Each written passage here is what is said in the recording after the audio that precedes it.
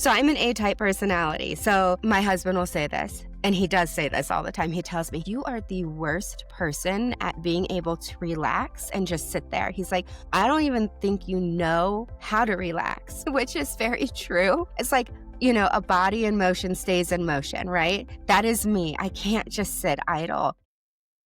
Hey there, and welcome to Work is Third, the podcast that is all about indulging in rest, setting boundaries, finding joy, and putting yourself first. I'm Dawn Hunter, your host, and I'm so excited you're here. Today, I'm joined by 𝐬𝐮𝐬𝐜𝐫𝐢, host of Small Things, Big Life, a podcast that celebrates slowing down, noticing the small moments, and finding meaning in the messy middle. Jen and I talk about the power of pause, how rest, reflection, and routine can help us heal after big transitions. We explore what it means to release the pressure to do it all, how to mend instead of manage, and why slowing down can actually move us forward. If you want to skip around, I've added section markers in addition to the chapter markers, but honestly, you're going to want to stick around for the whole thing. Let's dive in. Hello, Jen, and welcome to Work is Third. Hi, Dawn. Thanks for having me as a guest. I'm really excited. I'm looking forward to continuing a conversation that we started on your podcast, Small Things, Big Life. And I listened to it yesterday, and I'm really looking forward to having a more conversation with you. But before we do that, I'm hoping you can start out by sharing a word to describe how you're doing today. Yes. So a word to describe, I would have to say relieved. Okay. What is the relief? I would have to say relieved because I don't have to rush the kids out the door today or Monday because we're on fall break. So it's always nice to have a bit of a breather.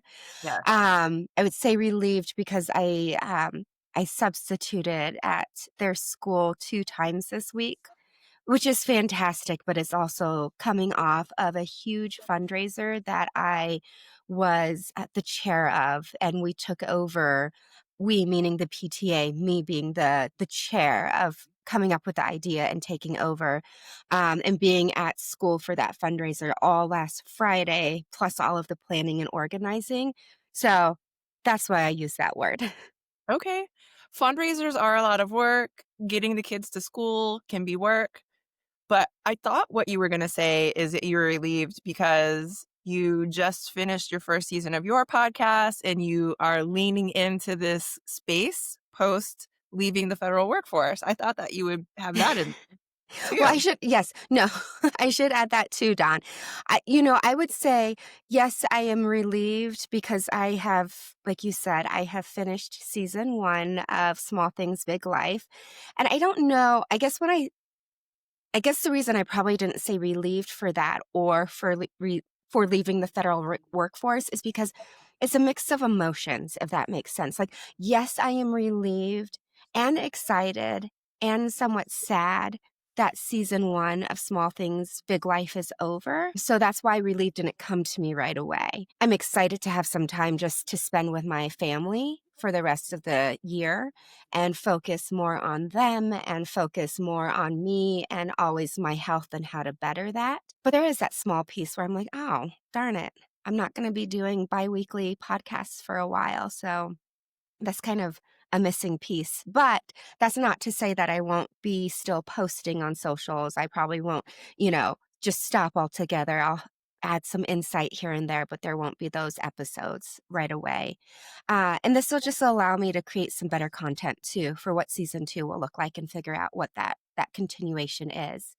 And then to what you were saying about the federal workforce, there's definitely more emotions. It's a relief because today, I know we talked about this on my podcast a little bit, just like all of the nuances that go into realizing I am officially done with a huge, almost 20-year chapter in my life. It's very surreal. I think I'm still processing that. I've been processing that since I took the DRP, but now that I got my separation package with all the documents showing I'm officially done this week, it's really sinking in, and I think I'm finally processing that piece. And then what I had mentioned before is just like the health insurance piece of it. That's really scary, right? Right. So my daughter has health issues. So just making sure that we figured out how to have a seamless transition was really stressing me out, and making me anxious and very worried, as anybody can, understand. But now that I have the official separation package, we were able to get that over to my husband's HR. And right before I hopped on this, we got an email from them going, fantastic, go ahead and get all things filled out. If you need the coverage to start today instead of Monday, we'll make it happen. So it's like the weight of the world has been lifted off of my shoulder from that perspective. So just a whole bunch of emotions with those two topics. Yeah, that's a lot. I mean, there is a lot going on. There's a lot of transition. I've been in the same boat with the health insurance, having to navigate coverage and figure out what's best and how you can make it happen, especially when you have health issues that require recurring treatment or visits or things like that. But I heard you say a couple of things. One is like a lot of emotions, right? And one of the things that has come up on Work is Third, and I'm sure for you as well, is just how many emotions we can hold at once, and all of them are valid and real. But then also this idea of transition and grief, I would say, right? Because like you're you're losing in a way your job, even though like you've had time to think about it. You're taking a break from your podcast. Like these are all kind of mini griefs, if you will, that still require us to process and grieve, like you were saying. Yeah, definitely. It's it's interesting if you think about it, just like how many emotions you were saying that you can hold. You would think it's that the grief process where they say, you can be sad, angry, you can be okay, happy. For me, it's like all happening at the same time, if that makes sense. It's not that I'm just like, oh, I'm happy. Oh, I'm sad. Or I'm grieving. It's just, it's all kind of happening at the same time. But I think I've had a lot of big things happening at the same time. So my brain is all over the place. You remind me that I had a guest on recently who talked about this topic as well, about all the emotions that we can hold. And then I saw something on like Reels or something like that, where it was a teacher explaining to their class how to feel your emotions. And they were saying, imagine that you are a fishbowl and all of your little emotions are the fish. Hmm. And I was like, oh, that's a really interesting concept to think that you're holding all of those fish, you're holding all of the emotions, and they're all swimming around together doing their thing. And sometimes you can isolate one, but usually you are going through a range of feelings. Yeah.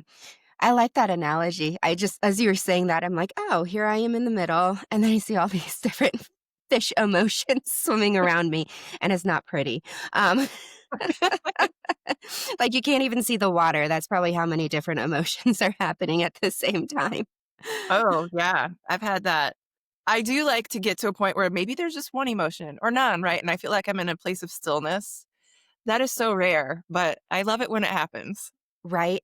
I know. I've been doing a lot more yoga lately, not just power yoga or, what is it, flow yoga or yoga flow. I've been trying to do more of like the mindfulness yoga. And some days is great. And I can calm my mind, like you said, get to that point where it's just like one focus, one emotion. But on those days where you have everything happening, it's interesting because I can't concentrate, which means I can't hold my poses and I'm literally falling over. So you have the physical piece of falling over and not being able to balance, but then you also have that mental piece. And it's really interesting to see how they both really do connect in life. That is really interesting. And I'm glad you mentioned yoga because I am an avid yogi. I think I can call myself that. I've been doing this for 15 years now. I think is when I first started really consistently doing yoga. But I do a couple of times a week, if I can, hot power, hot flow. Okay. And I have a friend who doesn't like those classes. She's like, that's too intense. And I like it because I feel like I just work my body really hard. And then I just feel like I don't know, a release at the end of that. But I think I am a little challenged by doing like hatha yoga or, something that requires a lot more stillness and meditation, which is funny because I'm in there for the music and the beats and the heat and the vibe. And in some ways that is really not the practice of yoga, right? Calming and stillness. That's funny. See, and that's the thing. I would probably be, and I am just like you, where I'd be in there listening to the music, like, kind of moving to the beat, holding the poses. But it's when you get into the mindfulness, that hatha yoga, where you have to focus, really focus on the breathing and the stillness, that's a super big challenge, but I think it's very important to give our minds a break, and I think it's important to understand that mind-body connection as well. You make me think one of the things that I am challenged with sometimes in yoga or even in other workouts when I'm really stressed is my mind does not get a break. And I was joking with someone, but this is really like an experience I had. But I had a toxic boss and it was really weighing on me. And I would be in Zumba or I would be in yoga or I would be in Pilates and just thinking about an email I was going to respond to or a situation that I was like, oh, here's what I'm going to say or, you know, whatever. I was just really hyped up all the time. And part of that was a lot of that was what was going on at work. But it was really hard to be in these activities that are supposed to help you to take a break, to give yourself a mental break, to relax. And I was struggling to do it even in those spaces. Yeah, I can totally relate to that 'cause you're like you're wound up, right? So tight, and you have these to-do lists constantly going through your head of, "Okay, I have to get that email out. Did I respond correctly? I'm waiting for this person to respond." And then all of that is when you're doing a workout.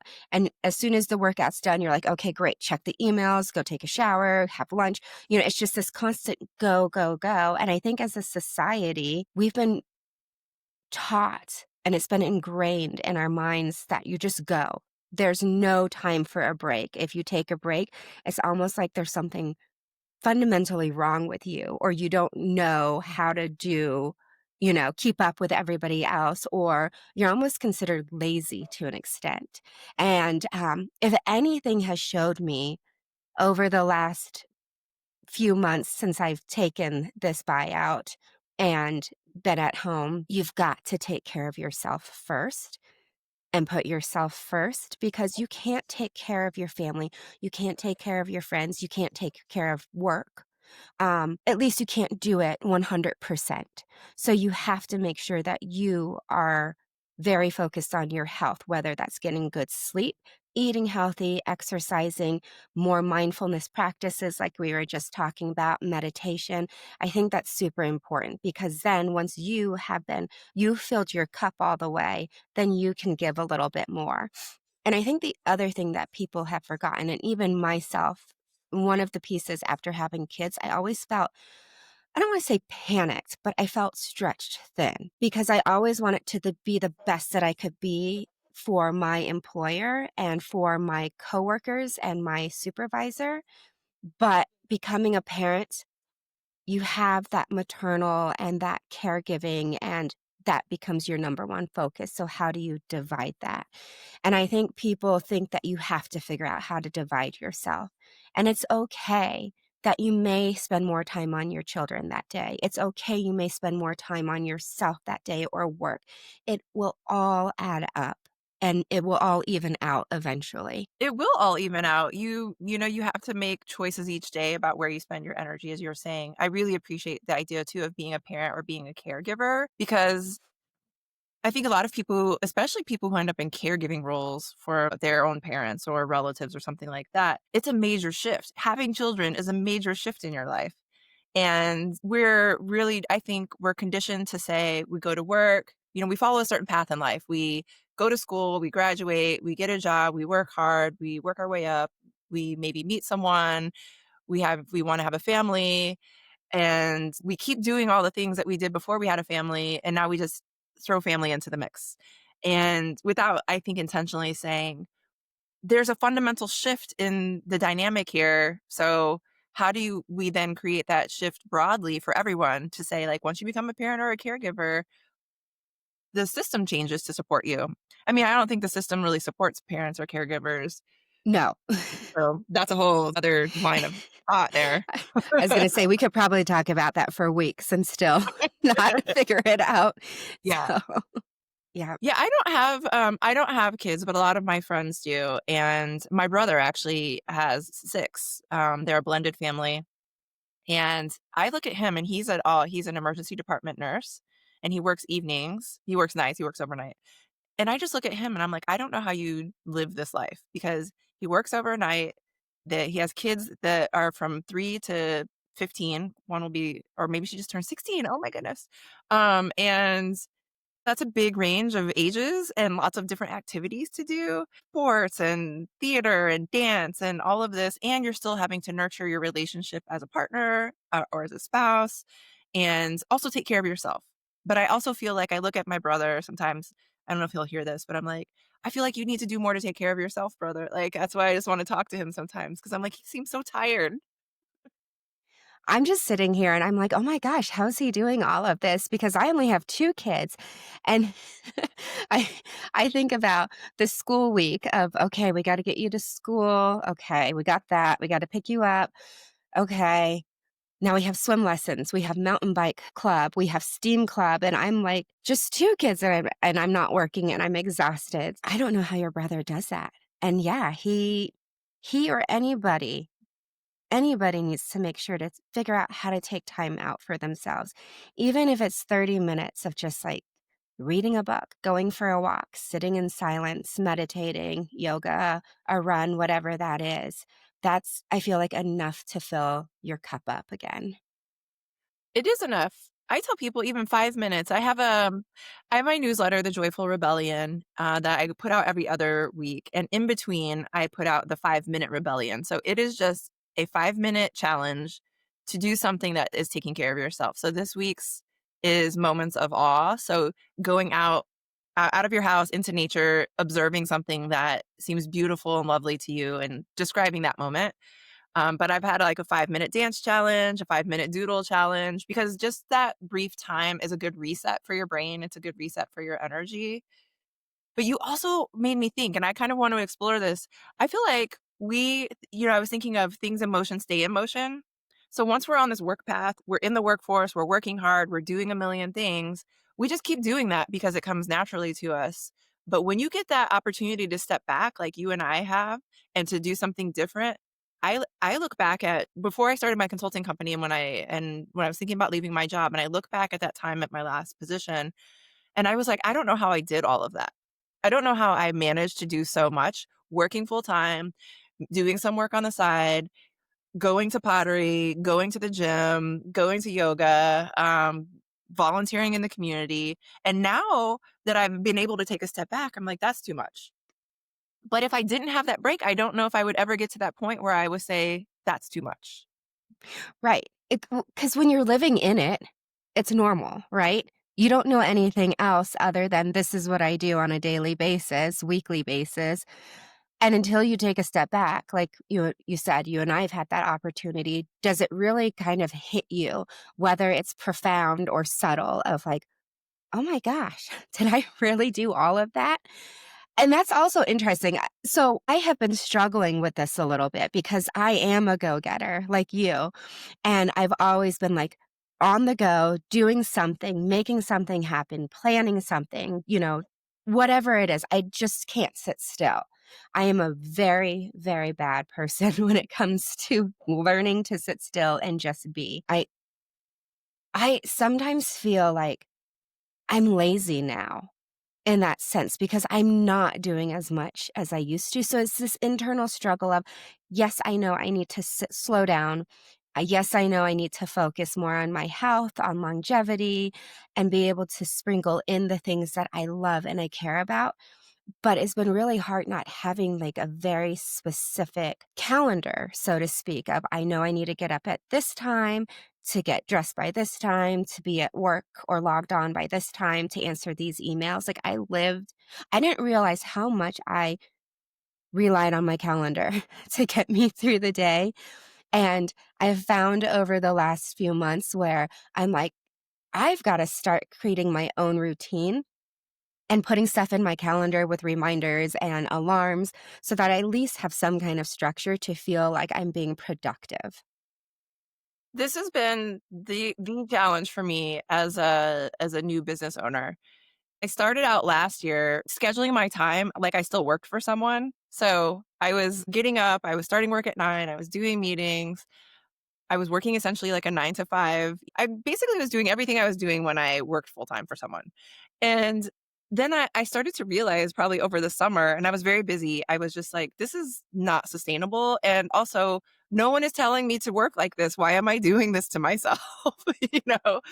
But I also am now on the other side of it, which is I gave myself a lot of time freedom, and now I'm like, no, I definitely need structure. I need a schedule that works. I need routines, like you were saying.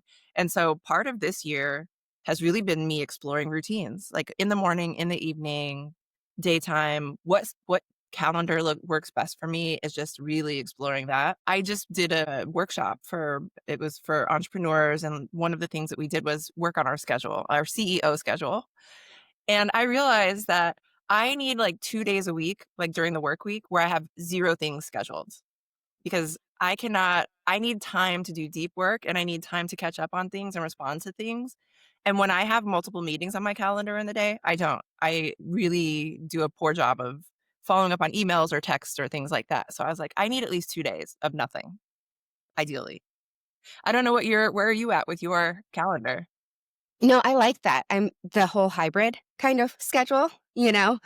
So where I'm at now is that I so I've always had in my calendar when my kids go to school, whether when I was working or not, just because I needed to at least block that time off to get them to and from school. So I've always had that. But I literally have scheduled workouts in my calendar now. Um, Me because I too. know, yes, isn't that silly? Because I know, like, hey, I'm going to work out today, but unless I put it in my calendar, it's really silly. I won't do it, or I'll forget to do it, or I'm rushed and I don't get a really good workout in. So when the kids are at school, I make sure every day from like 11:30 to 12:30, whether I use that whole hour or 30 or 45 minutes, depending on the workout, it's in there. And I set reminders so that it sends me a reminder to my phone. So I know that sounds silly, but that helps me keep me on schedule. And then obviously any other little thing. I've had in my calendar, but I haven't had reminders because on my work calendar, it automatically sent me reminders. And my personal calendar, it's not set up that way. So I've recently gone in and made it so that any new like events that I put in, it reminds me. So then I feel a little bit more like I'm on a work schedule again. And I shouldn't say work, but at least I have some kind of clarity, some kind of outline for the day so I don't forget. And I don't know if you've played around with like ChatGPT or Google Gemini. I've discovered with Google Gemini, because I use Gmail and Google applications, like if I am on the go and something pops up, I can literally open up Gemini and just talk into my phone and it'll create the task and put it in. It'll create the calendar invite and put it in. Now, it can't add other people, but at least it's adding it to my calendar. And so Mhm. it's right there ready to go and it adds reminders. So that's super helpful. It's like a little pocket organizer. I have not tried Gemini. I feel like there are so many tools out there that sometimes I'm just like, I'm trying none of them. Because there's too many. Too many. I just can't do Yeah. this. I do use ChatGPT, but mostly I use it to help organize my thoughts. Hmm. Because I'm one of those people I leave myself voice notes or type notes on my phone or I write them in my OneNote. And so sometimes I use it to help me structure those or find some way to organize them, which I find really helpful. I think it's a really and I use Copilot. I will say that. I like Copilot in terms of just it does something similar, I think, to what you're describing, where you can give it an instruction to identify follow-up tasks or action items from something, and then it'll type them out for you. So I really actually like that. Oh, nice. I haven't tried Copilot either. So one of the things though, too, it's probably really similar as Gemini, is that you mentioned voice notes. In the past, when I've been on the go, I would literally open up an email or like my Apple Notes and type, talk into it as I'm going or type into it. But with Gemini, you can either type into it or you can also speak your notes into it and you can ask it to create a Google Doc. And then it'll start collecting Oh. everything right there. And then it just puts it in your drive? Yep. What? This is Yeah. incredible. You should try it. So these are the little things that I've been finding and experimenting with to kind of help me feel like I'm staying organized and on task. Do you feel a strong pressure to stay on task? And the reason I ask is because you use the word, sometimes you can feel lazy. And I was really curious when you said that, like, how do you think of the word lazy? What connotation does that have for you? And do you feel this drive, like, I have to be doing something? So yeah. So I'm an A-type personality. So, and I've always, my husband will say this, and he does say this all the time. He tells me, he's like, you are the worst person at being able to relax and just sit there. He's like, I don't even think you know how to relax, which is very true.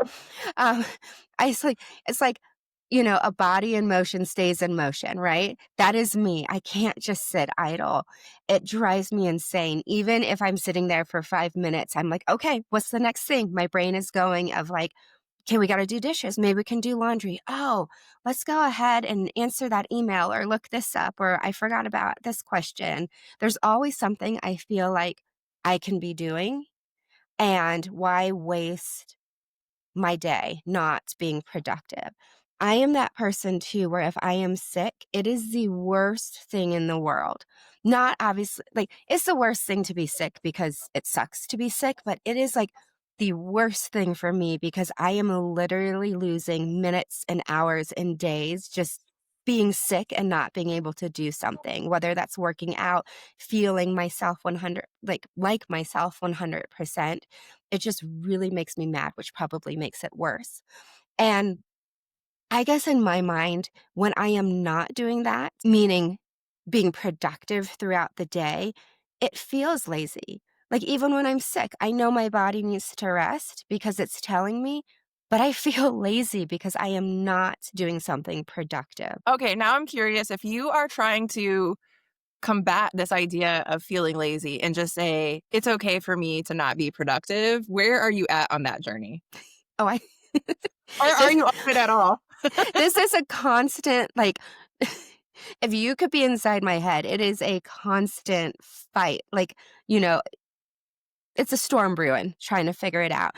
And it's so funny though, because there are those days where I'm like, I look at my husband and he can just sit there on the couch and just stare out our picture window and play the guitar and not have a care in the world. And I'm like, screw you. Why can't I do that?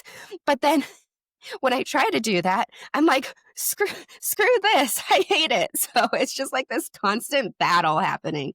I don't know.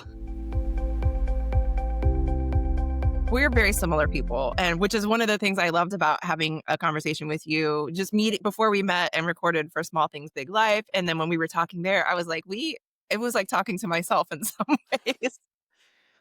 But I this week in particular, I have been trying to do less. So our house has been a mess. I was traveling most of September, so it's like I have a suitcase I hadn't unpacked. I had a bag because I stayed at my brother's house and watched his kids this past weekend.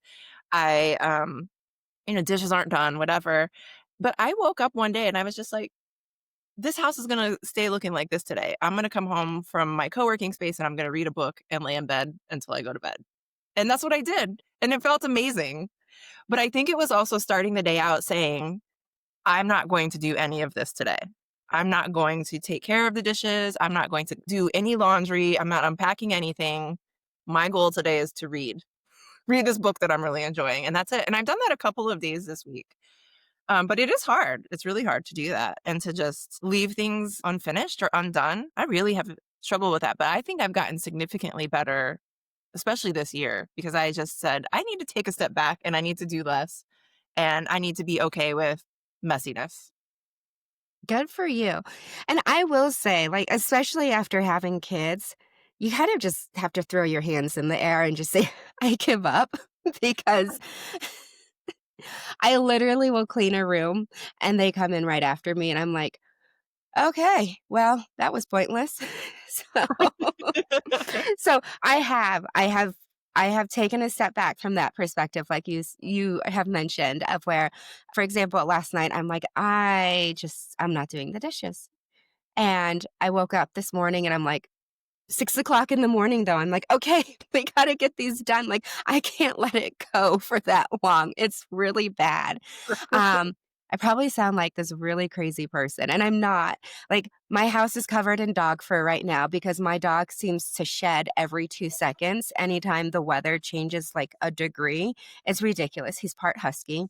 Um, don't ever get a husky. I mean, I get a husky. They're great, Oh, no, but they shed.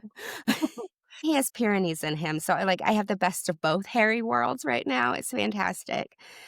And I gave up this week, because I was working 2 days full time, kids, swimming, all of that stuff going on. And my son's birthday is next week. So I'm like, I have to do a deep cleaning anyways before his birthday party happens. I'm just going to let it go. But I guarantee after this, I'm going to go upstairs and clean because it's driving me crazy. If it bothers you that much, you have to do something about it, Yeah. right? Yeah. Yeah. I just hate walking on dirty floors barefoot. Like, I hate my kids dropping their sticky stuff everywhere. I don't like stepping in sticky stuff. And then dog fur and dirt. And just like, it just doesn't feel good in a home, if that makes sense. Yeah, I mean, I think you have to balance it, right? Where it's like, if you leave it and you're comfortable with it, then it's fine. But if you leave it and the discomfort or like the annoyance or whatever with it not being done or not being taken care of or being dirty, if that is greater than what you would get out of leaving it untouched, then definitely clean it, right? You have to recognize that about yourself. Like, to me, I'm like, I need a clean house, or I need a clean environment, or at least an orderly environment to feel like I can focus. I'm in my home office. If it's a mess and there's stuff everywhere, I feel like the floor is dirty or whatever, I'm going to do that because all I will do is notice it while I'm trying to do work. And then Exactly. it bothers me. Yeah. You and I are the same, right? Yeah. Or if I'm on a call or something, or checking emails, and it's like, oh, there's that one piece of paper. I really should pick that up. Okay, I'm going to pick it up because if I don't, we're done. I can't focus. Oh, that's funny. I am curious about, like, you said your husband is a little bit more relaxed and he's able to be still. How does this play into maintaining the house? I'm curious because this is a discussion my husband and I have all the time about I need to have things clean versus like his approach, which is he's fine with things not being done. What is that like? Yeah, that's an interesting question. So, um, I think, we've been together for almost 20 years. We just had our 14th year wedding anniversary in August. So we've gotten to know each other very well. Um, and I think it just kind of happens. He knows that I need to have a clean house. And I also know that he needs to have his space to have his mess, or the way that he thinks. I call it a mess. He calls it, he knows where everything is, even though it looks like a mess. so, I, so I know not to touch it. Um, and then we also have constant renovation projects happening on the house. So it's one of those, I know not to touch and move his tools because, again, it looks like a mess to me, but he knows exactly where everything is. So it's this nice, delicate dance, so to speak.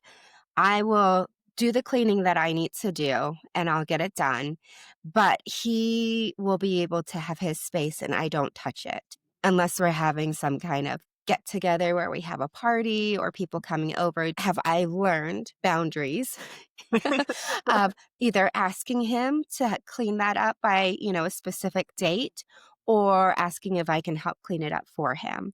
That's not to say that if I see dirty dishes on his desk, that I won't pick them up, because if I'm doing dishes, I want to make sure I have, all the dishes in the dishwasher and they're cleaned and we have enough for dinner or lunch or breakfast. And then it's interesting because I guess I take care of the inside of the house, and then he takes care of the outside of the house. Like, he'll do the painting and the landscaping and cleaning up after the dogs and the gardening.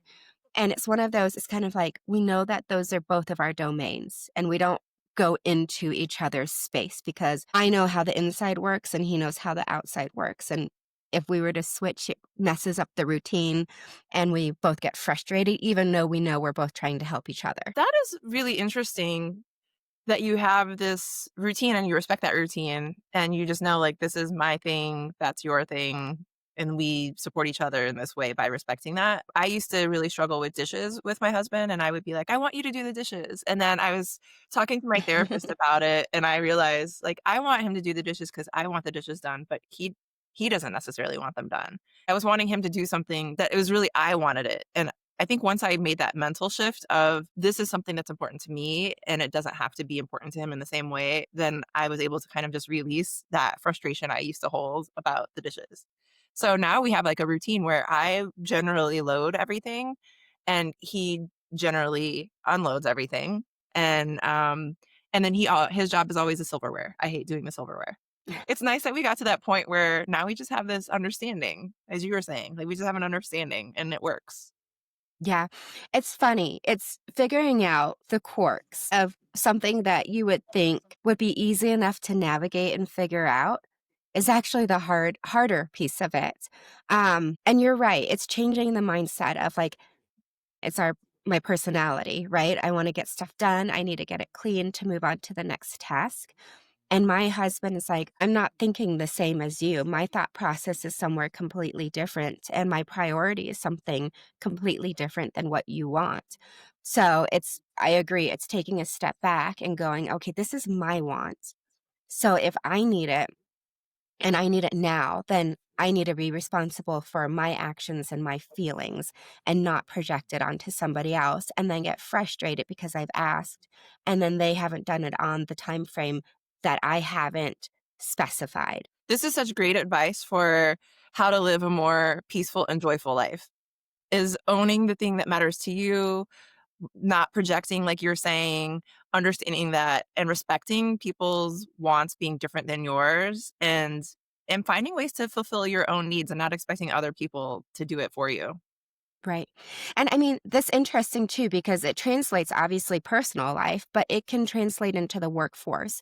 As I was saying that, I'm like, if only more people took that approach, I think you would have a lot more understanding and a lot more buy in.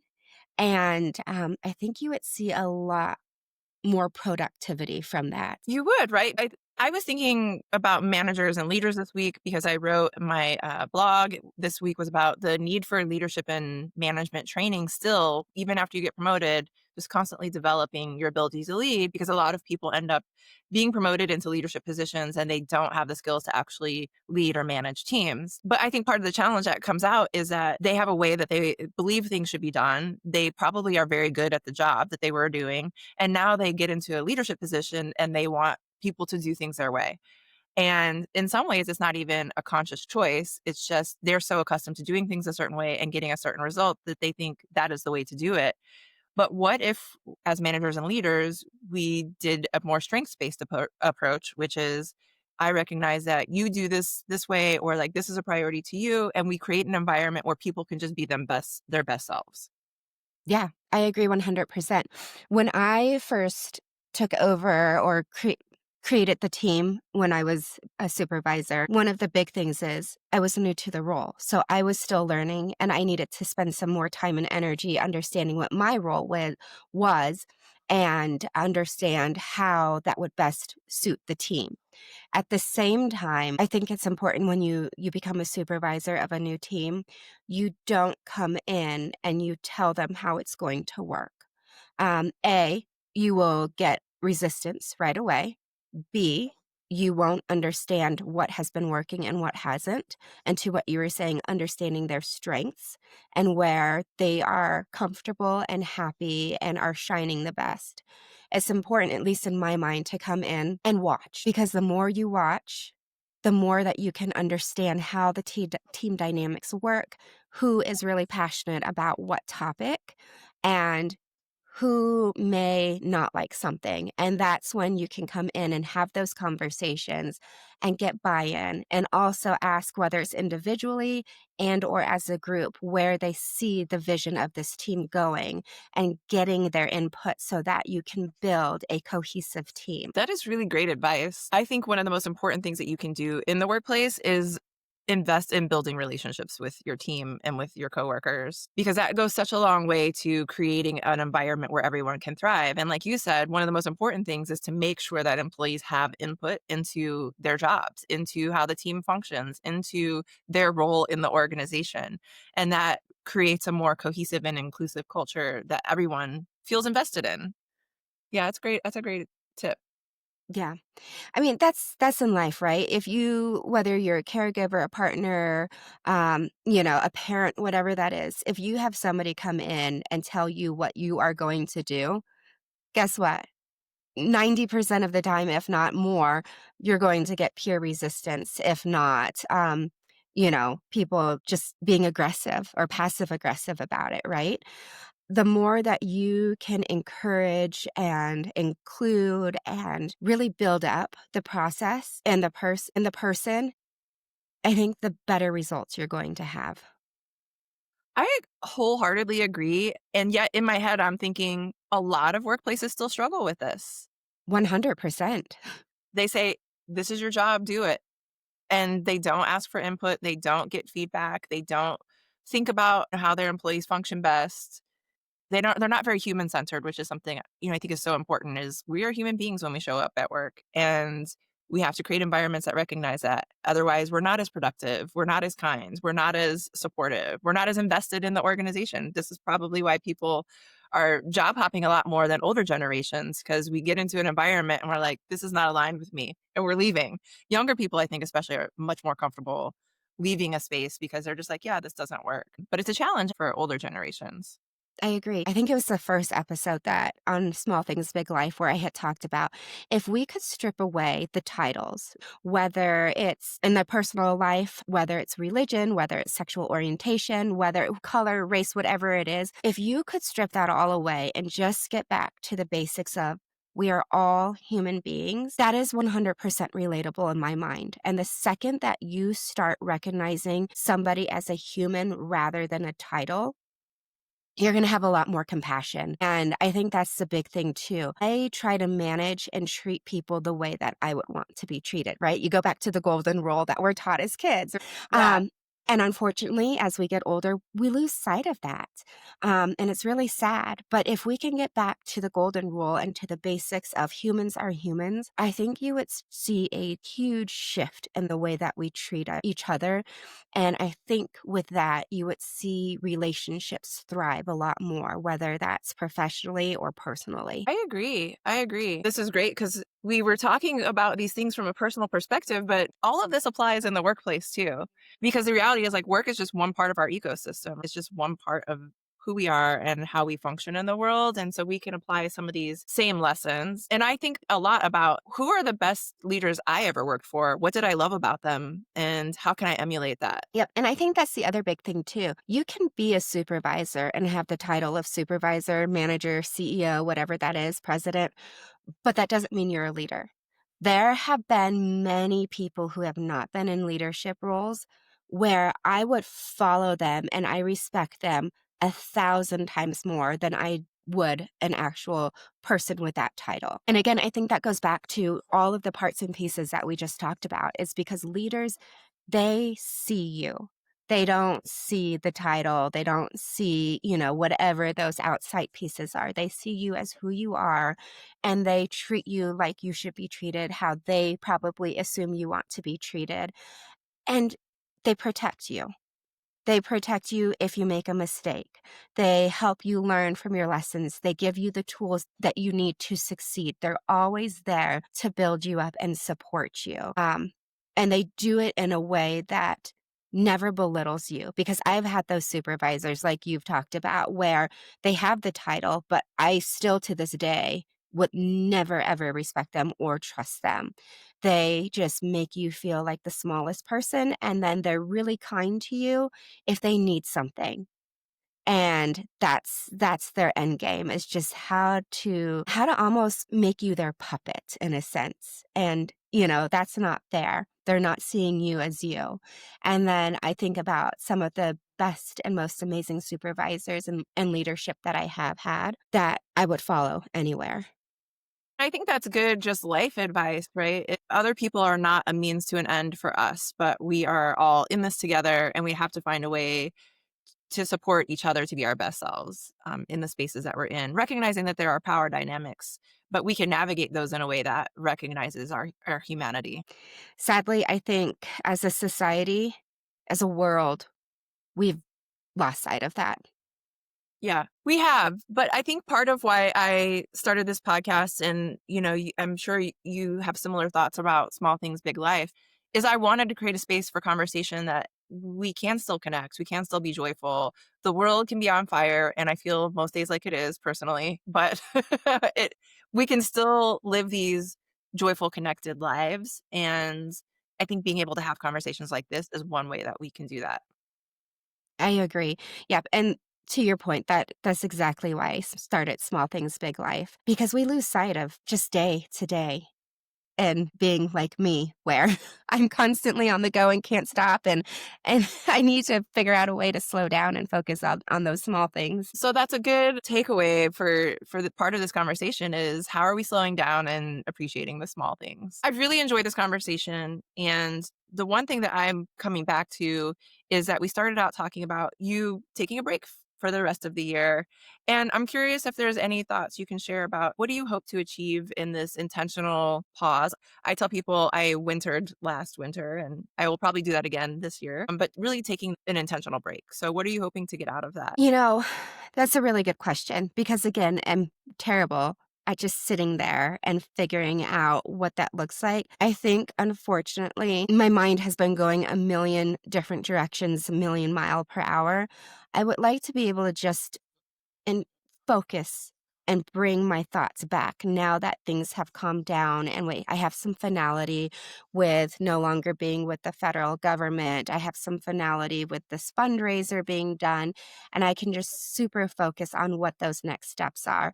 I think I've been in this place of panic of trying to find another job and what that looks like and what I'm passionate about and what that next chapter should be. So that's really what I want for the next few months leading up to the new year is just kind of being able to hone in on more of a streamlined focus that's calmer and not all over the place. So I know that's not a definitive answer, but for me that's a really good process, just kind of almost being able to, what's the word I'm looking for? Like I don't want to say fix, but mend in a sense. Hmm. I describe it as healing for myself. Healing. Yeah, Yeah, that's the word I was looking for. but I was like, "Oh, mend, yes, love it." Mending something in yourself, healing something in yourself. Yeah. Yeah, well, that's a beautiful, beautiful thought to end on, and I'm really glad that we were able to continue this conversation and that we connected because I'm like, I can't wait to go to Denver and hang out. Right?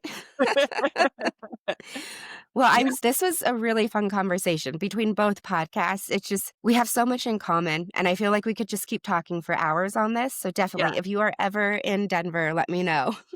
Same, if you're in Florida. Actually, my best friend who lives in Centennial, her name is Jen as well. Oh, that is so funny. So, I occasionally do make it out there. Yeah, Okay. Well, keep me in mind. It would be fun to get together. I totally would. I would love to meet you in person. So, Fantastic. thanks again, and, look forward to hearing how things go for you.